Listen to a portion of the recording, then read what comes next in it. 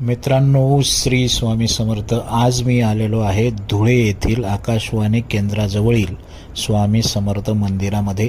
आज मित्रांनो, अक्कलकोट येथून स्वामी महाराजांची पालखी आणि पादुका दर्शनासाठी येणार होत्या, तर त्याचीच आम्ही वाट बघत होतो. आणि बरोबर दुपारी 3:40 पालखी त्या ठिकाणी मंदिराकडे प्रयाण करू लागली आणि अतिशय आनंद आम्हा सर्व भाविक भक्तांना झाला. मित्रांनो, नशीब म्हणजे पालखी येऊन माझ्याजवळच थांबली. अतिशय चांगलं असं दर्शन स्वामी महाराजांचं झालं.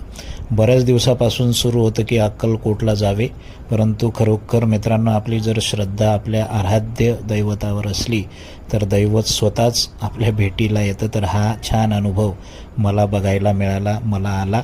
स्वामी महाराजांचं अतिशय उत्तम असं दर्शन त्या ठिकाणी झालं.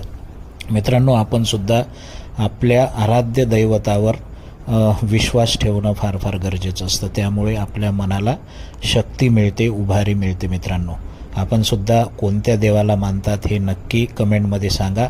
आणि पूजा तुम्ही करतच असाल, अभ्यासही चांगला करा. सगळ्यांना शुभेच्छा. जय हिंद.